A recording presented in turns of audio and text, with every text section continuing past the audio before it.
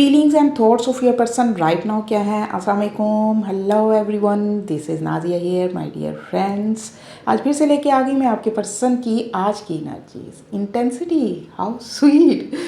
आज की एनर्जीज, आज की फीलिंग्स तो बहुत ज़्यादा शिद्दत वाली नज़र आ रही हैं। ओह ओह जी, एक फायरी एनर्जी मुझे नज़र आ रही है। आज की रीडिंग तो बहुत ही ख़ास रहने वाली है। So it's a timeless and collective reading और सभी ज़ोडिएक साइन के लोग इसे देख सकते हैं।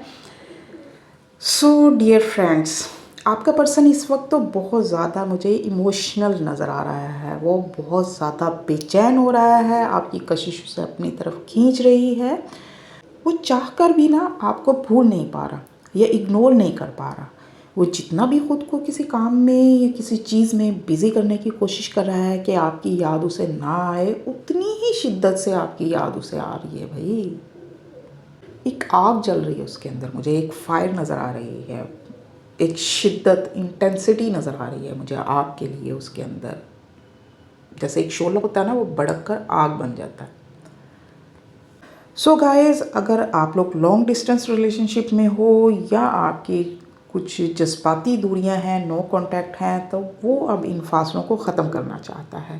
वो सारी गलतफहमियां ख़त्म करना चाहता है, दूर करना चाहता है, इस रिश्ते को दोबारा से जोड़ना चाहता है। और वो ये बार बार सोच रहा है कि मुझे पहले कदम बढ़ाना चाहिए, मुझे वापस जाना चाहिए, मुझे कुछ करना चाहिए। तो वो वापस आना चाहता है, तो बहुत जल्दी वो आपसे कांटेक्ट भी करेगा। वो इस रिश्ते में बैलेंस बनाना चाहता है, इस कनेक्शन को आगे बढ़ाना चाहता है और वो चाहता है कि उसकी तरफ से कोई भी कमी ना रह जाए। मतलब जो भी कोई कमी पहले रह गई थी या जिस वजह से भी मामला ख़राब हुए हैं, अब ऐसा कुछ भी ना हो।